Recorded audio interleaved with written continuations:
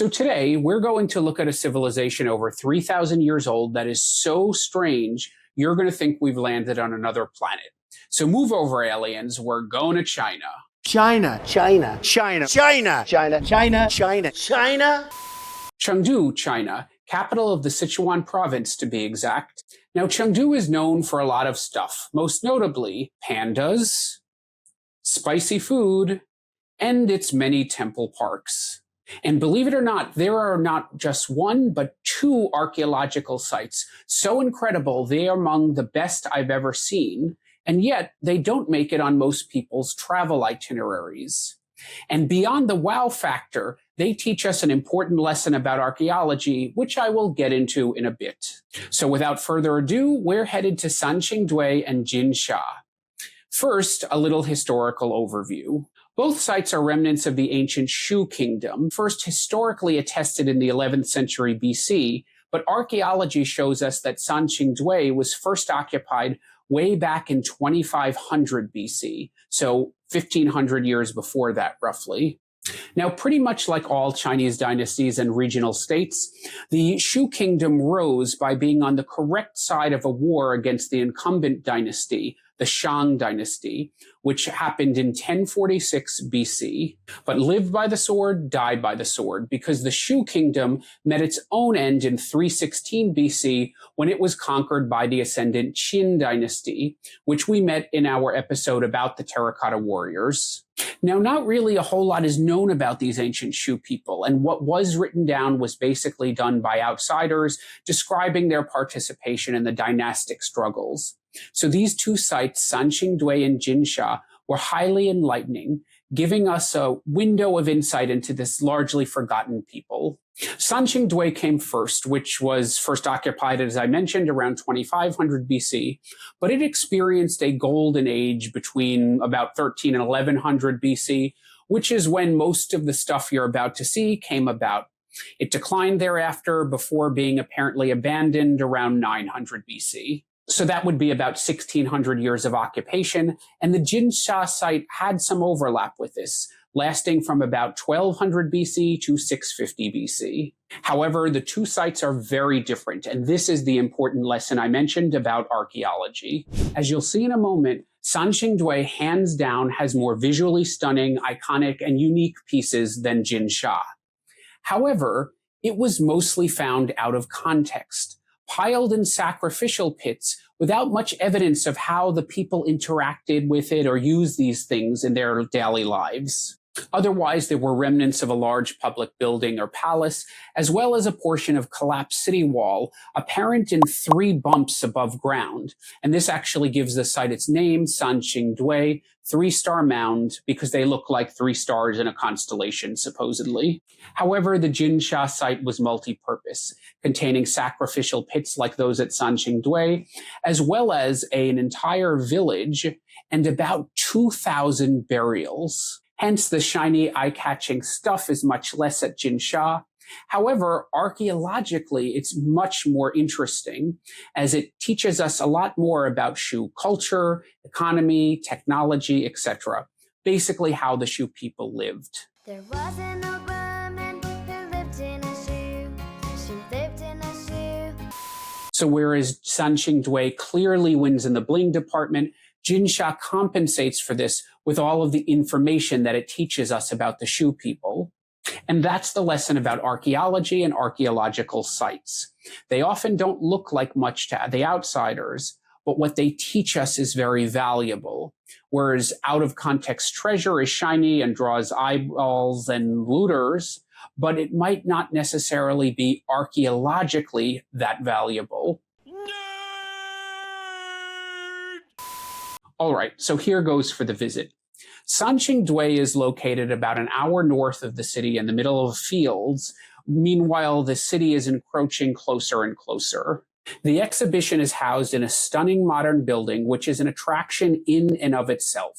And the exhibition is arranged masterfully, starting off in the first galleries with information about the Shu Kingdom and about the excavations and the archaeological side of it, For example, you'll learn about the first excavations in 1934, and then the following ones starting in the 1980s.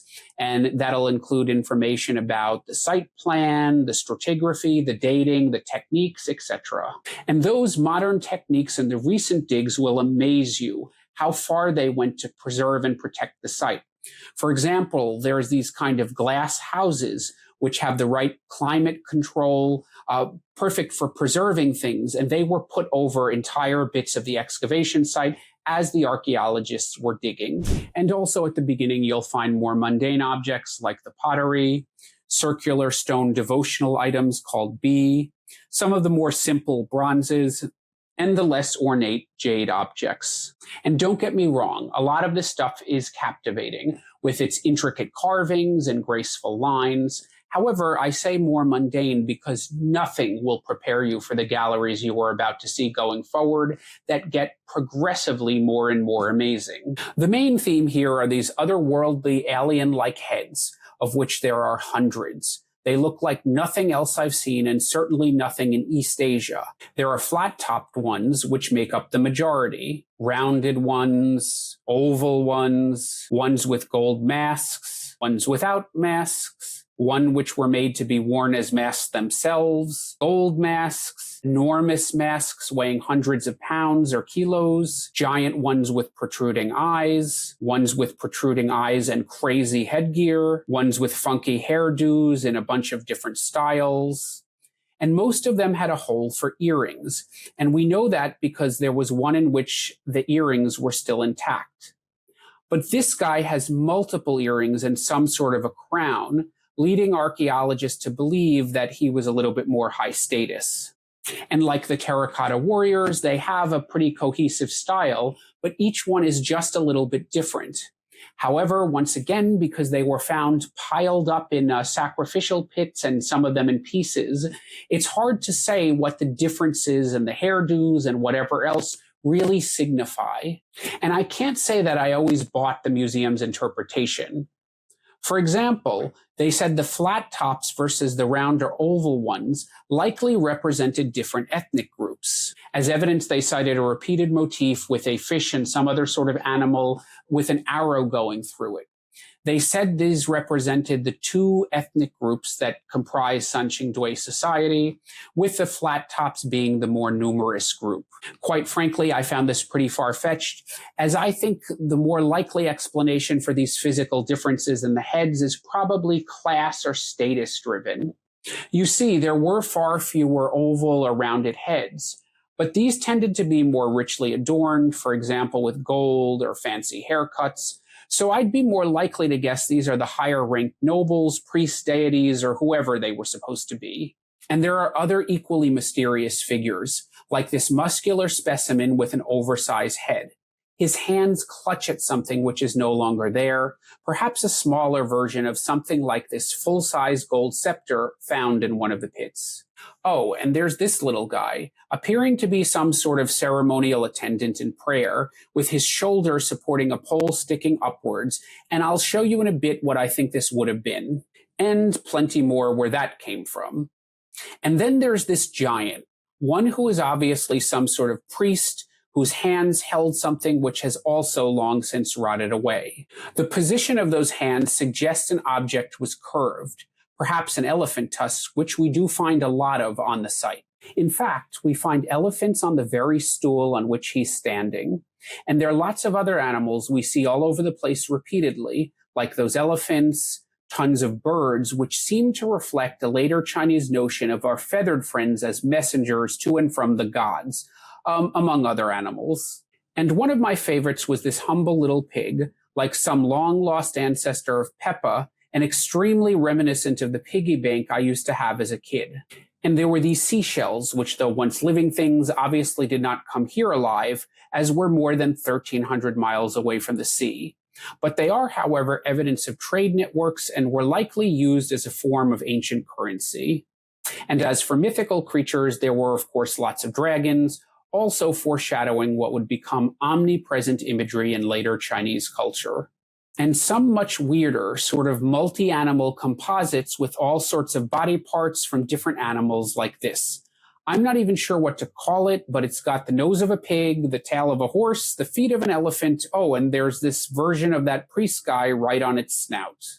Or there's this one, which as far as I can tell is part tiger, elephant, and dragon, and who knows whatever that is on his back. But what is this dude doing here? He looks like some kind of acrobat or circus performer. And there are some other repeated images, like this motif interpreted as a stylized sun, and these eyes, which were believed to have been hung on the wall, perhaps symbolizing a sort of benevolent, all-seeing God to protect you, or perhaps a harsher, all-seeing God to judge you.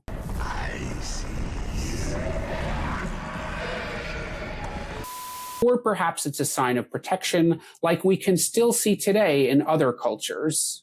And all of this strange animal and other imagery culminates in these odd multi-tiered statues or platforms, which seem to maybe be some kind of altar or centerpiece, with layer upon layer of the familiar motifs: the animals, the priests, ceremonial attendants, dragons, etc. And there are lots and lots of them, many of which were purposely broken into pieces and placed in different sacrificial pits. The conservationists have managed to put some back together, while others remain incomplete. And if you recall our little friend here, that's what he was probably the base of, a smaller version of one of these structures. Anyway, all of this culminates in the grand finale. This is the largest sacrificial object found on site, and I believe it's the largest bronze object found in the world from this era. It's a giant tree which stands at 4 meters or 13 feet high, though it is estimated a top portion measuring another meter or over 3 feet is missing. Once again, we see the usual stuff, birds and dragons, but this is on a monumental scale. Anyway, I can keep going on, as I've just hit the major highlights really, but there'd be little point to that. It's all amazing stuff, as you can see, but as it was found out of context piled up in these pits, there's not really much that we can interpret from it. We know this stuff was broken up and put in the ground as a sacrifice, and we see this elsewhere in the world.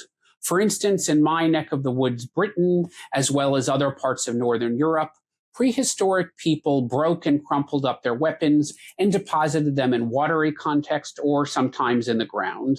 We do get some clues and residues, like these occasional drops of animal blood, telling us that these things were involved in sacrifices of animals, or the remnants of cinnabar telling us that the Shu people valued its red pigmentation. And remember, red is still a very important color, auspicious for the Chinese. But otherwise, interpretation really involves a lot of guesswork. Now, that's pretty much the site, aside from this small workshop area where you can see restoration and conservation being done on the items, which was another nice touch from an archaeological practice standpoint. Overall, it's just overwhelming. There is so much stuff. However, it's exquisitely presented, and as an archaeologist, I do like that they talk about the archaeology of it all. Unfortunately, though, the whole experience is pretty hectic. As I mentioned, it's far outside the city center with no direct public transport links. Once you get there, you have to wait on multiple lines and you're not really sure why. You have to download a Chinese app to your phone to buy the tickets. And oddly, they ask to check your passport a few different times.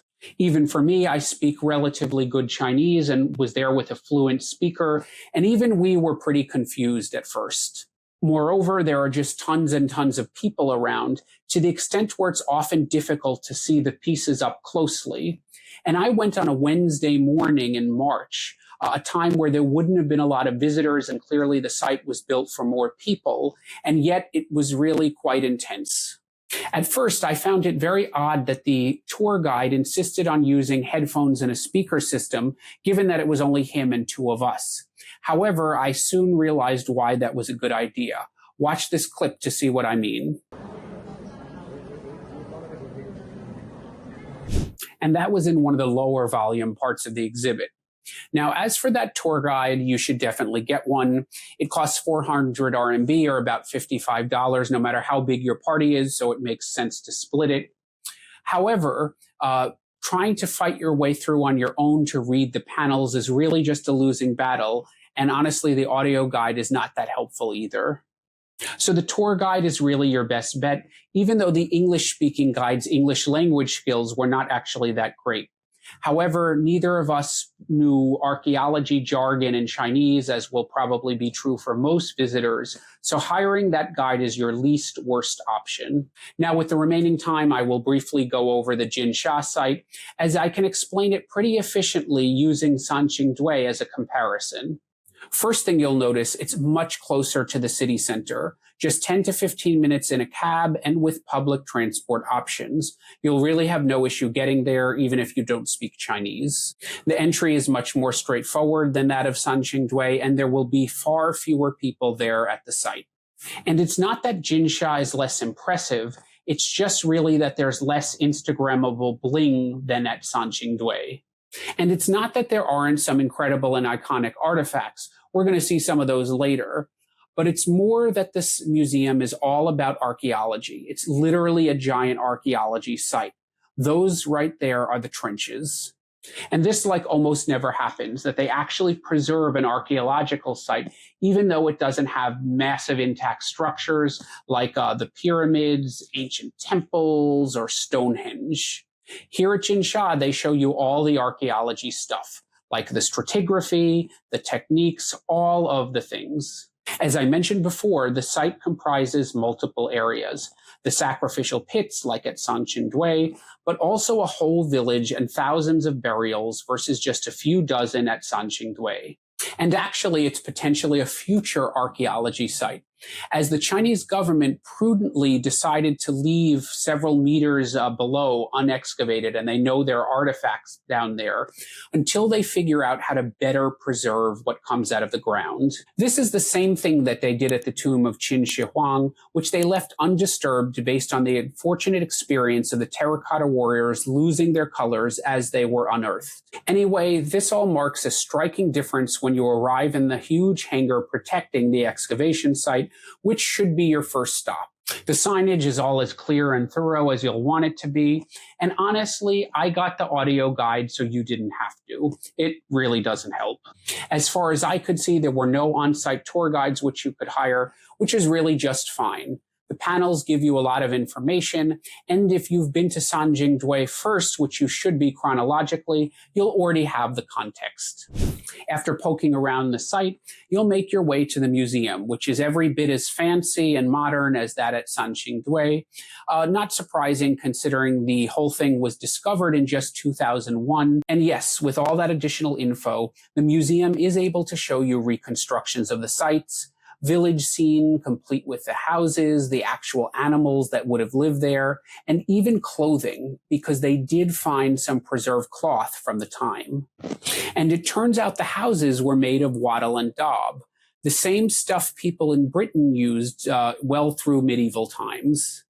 And the following rooms are full of the artifacts they found, including jades, jewelry, all sorts of ornaments and statuettes, bronzes, stone bees, and even gold. And you'll see some familiar stuff like the elephant tusks, the same old rotation of animals, and those Sauron eyes. And some of the same colorful cast of characters. Check out this guy. He's sort of a mix of this crazy figure we saw on top of one of those pedestals and the giant priest. Remember him? But again, honestly, this cannot compete with the sheer quantity and the quality of the artifacts we saw at Sanxingdui. However, to an archaeologist, the less sexy stuff that tells you more about how these people actually lived is the more interesting part. For instance, tools such as these stone axes, bits of construction features which show you how buildings were actually built, and sample graves from among the 2,000 or so they found on site. However, with my focus on ancient DNA, I found it odd that the museum made no reference to the findings of these DNA studies, or even really much mention of the human remains analysis that would tell you a lot about how these people lived and died, the type of work they did, their illnesses, how old they were at time of death, etc. Now, before you switch off from my nerdiness, like the museum at Sanxingdui, the galleries here build to the climax with the most amazing artifacts saved for last. Now, before you switch off from my nerdiness, like the Sanxingdui Museum, The galleries here build to the climax, with the most amazing artifacts saved for last, so you won't be disappointed that you stuck around.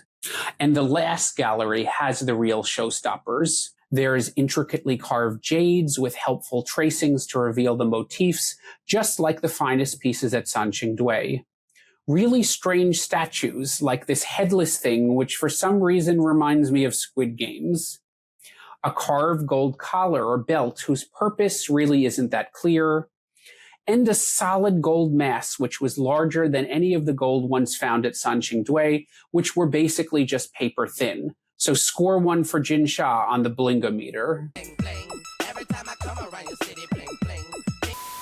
And finally, the most iconic, enigmatic item, this wafer-thin, strange gold disc with a unique sun motif in the middle, that familiar symbol surrounded by, yet again, those semi-divine birds. The disc became so instantly recognizable that the National Cultural Heritage Administration took it on as their logo.